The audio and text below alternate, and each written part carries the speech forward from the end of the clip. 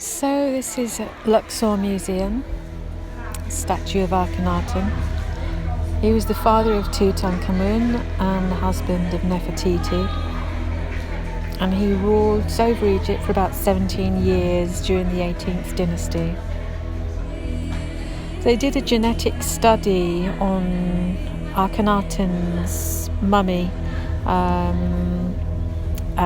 They took samples from his brain tissue, and they did another test later on, taking DNA from his bone, and they concluded that he had an unusual genetic makeup. His bone was 2 to 4 times thicker than normal humans. He had an elongated skull, and he had himself looking, his statue was made as he looked, whereas most other pharaohs, they didn't look anything like the statues they had made. They wanted themselves to look strong, but he wanted himself to be shown as he was.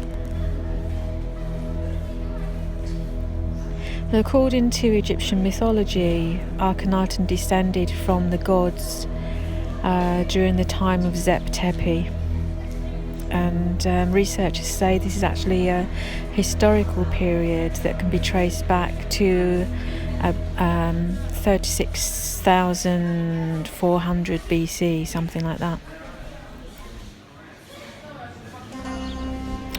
Akhenaten is especially noted for abandoning traditional Egyptian polytheism and introducing worship based just on the sun disk, or Aton.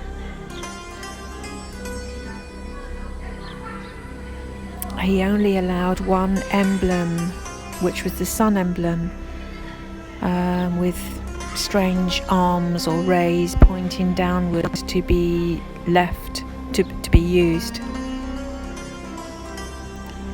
He claimed himself to be a direct descendant of Aton and regarded himself to be divine. And he characterized his affiliation with the sun god as a very personal relationship, saying, "There is only one God, my Father. I can approach him by day, by night." According to writings by Akhenaten and poems that were written around that time and later on, he was visited by beings that descended from the sky, and apparently they told him what he needed to do, how to rule.